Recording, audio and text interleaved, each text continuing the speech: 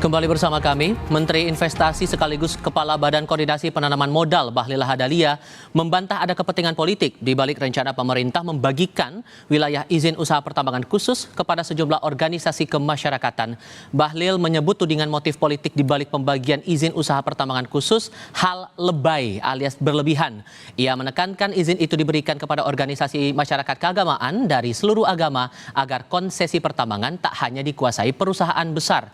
Menteri Investasi juga bilang momen politik sudah lewat dan tak ada urusan dengan kebijakan itu.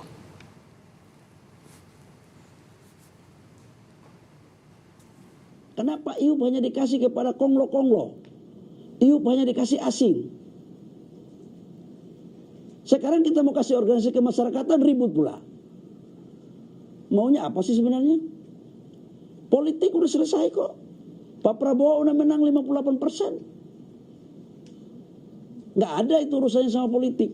Ini adalah etikat baik pemerintah di bawah pimpinan Bapak Presiden Jokowi untuk menghargai para jasa-jasa daripada organisasi yang hebat-hebat dan kontribusi mereka kepada negara. Ya lebay lah kira-kira. Saya nggak maulah dikait-kaitkan karena ibu saya ini NU. Kalau hanya karena kita kan cuma kasih NU, tapi ini kan kita mau kasih semua toh. Logikanya kan emang semua itu dukung Prabowo. Aku mau tanya kamu. Nggak semua kan? Tulis baik-baik. Jadi kami memberikan tidak melihat urusan politik, ya. Tulis baik-baik.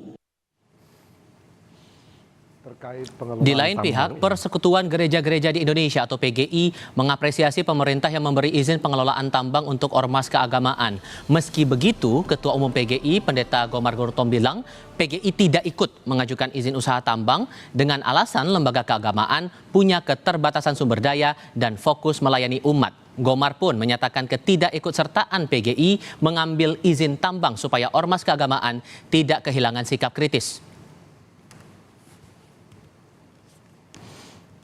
Apresiasi saya terhadap keputusan Presiden yang memberikan IUP kepada lembaga keagamaan hendaknya tidak dipahami bahwa PGI sedang menyediakan diri untuk ikut dalam pengelolaan tambang ini. Sejak awal saya selalu mengingatkan bahwa lembaga keagamaan memiliki keterbatasan, serta atas dasar itu saya mengimbau agar lembaga keagamaan untuk fokus pada pembinaan umat. Juga menjaga agar tidak terkooptasi oleh mekanisme pasar sehingga mengangkangi prinsip-prinsip keadilan, kelestarian lingkungan, kejujuran, dan lain-lain yang merupakan marwahnya lembaga keagamaan. Dan yang paling perlu, jangan sampai tersandera oleh rupa-rupa sebab dan kepentingan sampai kehilangan daya kritis dan suara propetisnya. Ketua Umum Pengurus Besar Nahdlatul Ulama Yahya Khalil Stakuf menjelaskan alasan organisasinya menerima tawaran konsesi tambang pemerintah.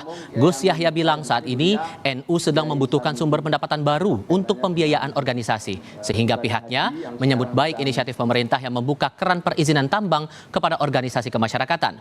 PBNU kini sedang membuat struktur dan manajemen bisnis dalam pengelolaan tambang mineral dan batubara sembari menunggu perizinan IUP atau IUP yang saat ini masih diproses pemerintah. Nah, kemudian bagaimana NU menyikapi ini? Nah, NU ini pertama-tama seperti saya katakan butuh. NU ini butuh apapun ya, yang halal yang bisa menjadi sumber revenue untuk pembiayaan organisasi. Ya. Karena keadaan di bawah ini memang ya sudah sangat-sangat memerlukan intervensi sesegera mungkin.